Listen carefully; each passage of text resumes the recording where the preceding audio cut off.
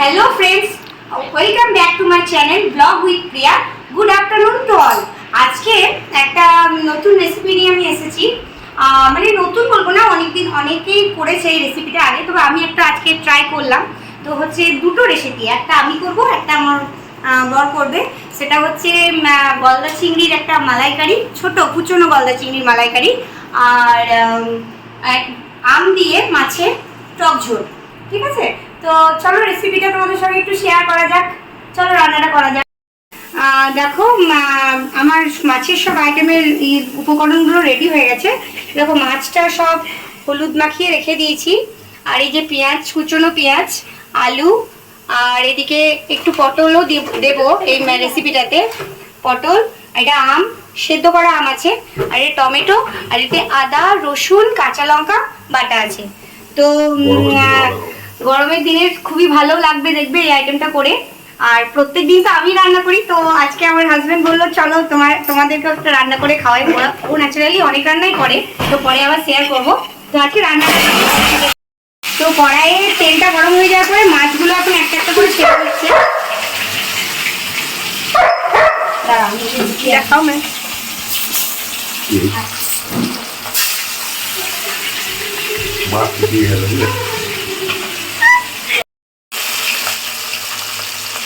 তো বন্ধুরা দেখো, মাছগুলো আমি কড়াইয়ে সমস্ত ছাড়া হয়ে গেছে। এবার মাছগুলো একটু ভাজা হয়ে গেলে, লাল জাল ভাজা হয়ে গেলে সেটাকে একটা একটা করে তুলে নেওয়া হবে। তো মাছটা ভাজা হচ্ছে। বয়ের হাতে রান্না, বেশ ভালোই লাগবে। আজকে জমিয়ে খাওয়া দাওয়াটা হবে সবাই মিলে একসঙ্গে। তো দেখা যাক রান্নাটা কেমন হচ্ছে। তো দেখো মাছগুলো, আমি বলি, দেখো মাছগুলো একটু ভাজা হয়ে গেছে। তো এক পাশ উল্টে নিচ্ছি। ওটা বলে দেখতে তো দেখতে হবে। মাছগুলো উল্টে নেওয়া হচ্ছে। দেখো, একটু লাল লাল করে সবসময় মাছটা ভাজলে এপিটোপিট, মানে খুব খরা ভেজে দিলে মাছের টেস্টটা নষ্ট হয়ে যায়। হালকা লাল লালচে ভাজলে মাছটার টেস্টটা থাকে।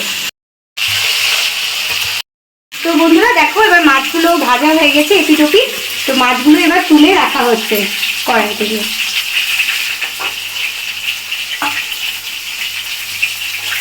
আমি এই গরমে আমের রেসিপিটাই বারবার শেয়ার করছি কেন, মানে আম আমি আগের দিনও বলেছি একই কথা, পারি জিনিস রোদের তাপ থেকে বাঁচতে সাহায্য করে।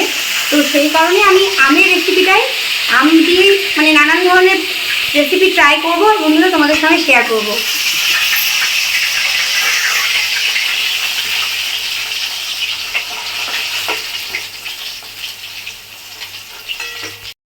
কড়াইয়ে এবার চিনি দিয়ে দেওয়া হচ্ছে 8 চামচ পরিমাণ মতন।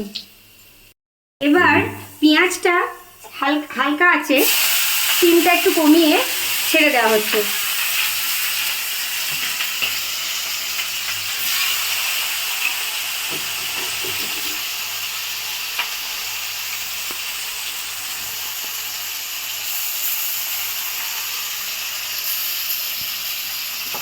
এবার পেঁয়াজটা ততক্ষণ পর্যন্ত নাড়তে হবে ফ্রেন্ডস, যতক্ষণ না পেঁয়াজের কালারটা আসে। একটু লালচে কালার হওয়ার পর অন্যান্য ইনগ্রিডিয়েন্টসগুলো দিয়ে দেওয়া হবে। তো এবার ভালো করে পেঁয়াজটা নাড়ানো হচ্ছে যাতে পেঁয়াজটা তলে না লেগে যায়।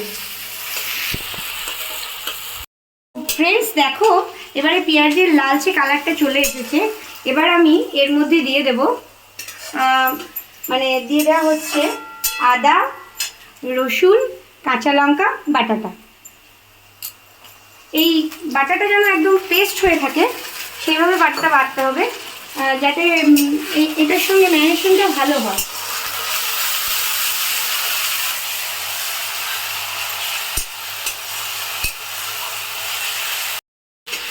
তো ফ্রেন্ডস এবার এর মধ্যে মশলা দিয়ে দেওয়া হচ্ছে। দেখাও, 1 চামচ, আর 1 চামচ লাগবে, 2 চামচ হলুদ,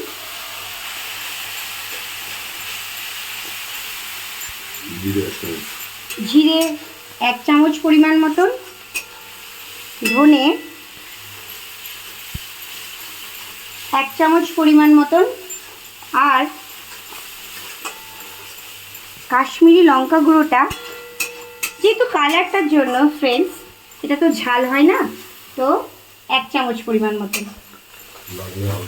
হ্যাঁ, একটু তলায় যদি লেগে যায় তাহলে একটু জল তোমরা দিয়ে নাড়িয়ে নেবে। আর এটাতে আমি দিয়ে দিচ্ছি সানরাইজের মাছের ঝোল মশলা।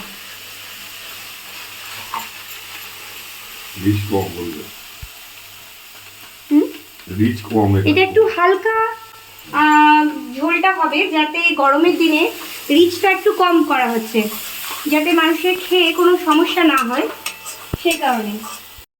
নুনটা দিয়ে দিচ্ছি এই যে 1 চামচ, আর একটু সামান্য, লাগলে পরে দিয়ে দেওয়া যাবে।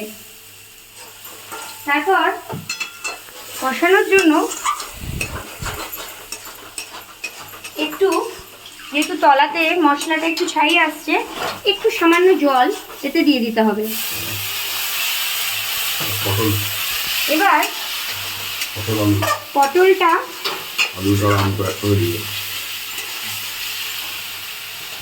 আর আলুটা আর আমটা, আম আর টমেটোটা ফ্রেন্ডস দিয়ে দেওয়া হচ্ছে কষিয়ে নেওয়ার জন্য। যেহেতু আমটা আমি আগে একটু সেদ্ধ করে নিয়েছি, আমি সব ভেজিটেবল দেওয়ার ফলে খুব কালারফুল হয়েছে। হ্যাঁ, কালারফুল হয়েছে।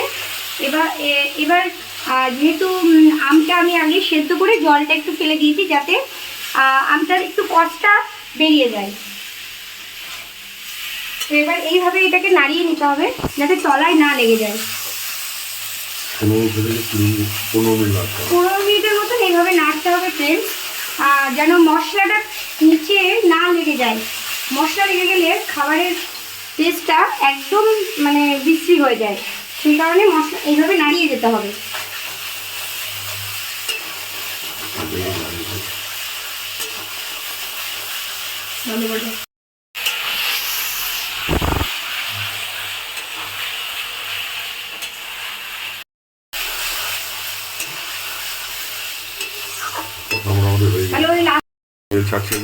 তো দেখো ফ্রেন্ডস, এবারে দেখো তেলটা সাইডে ছেড়ে আসছে। এবার আমরা এটাতে জল দিয়ে দেব। তেল রান্নাটা অল্প, সেহেতু জলটাও অল্পই দেবো। এটা একটু পাতলা ঝোল যদি হয় তাহলে খুব ভালো লাগে খেতে। এই যে এটা দিয়ে দিলেই হয়ে যাবে। আমি 3 বাটি পরিমাণ মতন জল দিলাম। যেহেতু জল দেওয়া হলো, তো নুনটা আমি শেষে আরেকবার দেবো বলেছিলাম, তো আর যেহেতু জল দেওয়া হলো, তো নুনটা আমি শেষে আরেকবার দেবো বলেছিলাম, তো আর 1 চামচ পরিমাণ মতন আমার এখানে নুন লাগবে। তোমরা তোমাদের রান্নার পরিমাপ অনুযায়ী নুন আর মিষ্টিটা দিয়ে দেবে, যে যেমন খাও। আর তো আজকে আমার হাজব্যান্ডের হাতের রান্না। ন্যাচারালি মেয়েরাই বাড়িতে রান্না বান্না করে, তো যেদিন হাজব্যান্ডরা রান্না করে সেদিন তো একটু স্পেশাল হয়ে যায়। তো খাওয়ার সময় আমরা বলবো খেয়ে কেমন হলো। এবার যেহেতু জলটা ফুটে গেছে, মাছের ঝোলের জলটা যেটা দিয়েছিলাম, সেবার মাছগুলো আস্তে আস্তে ফেলে দিতে হবে।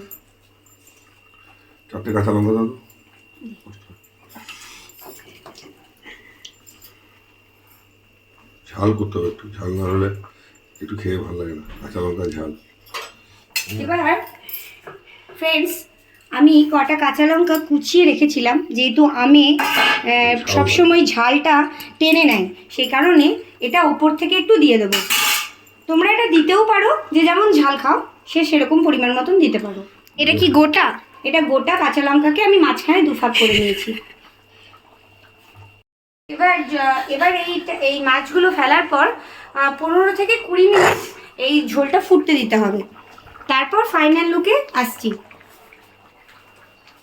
তো ফ্রেন্ডস দেখো, আমার আলু গুলো সেদ্ধ হয়ে গেছে, পুরোপুরি আলুটা সেদ্ধ হয়ে গেছে। এবার রান্নাটাও প্রায় কমপ্লিট হয়ে গেছে। এবার রান্নাটা নামিয়ে নিলেই হয়ে যাবে। আমি একটু নুন মিষ্টিটা ট্রাই করে দেখি কেমন হয়েছে।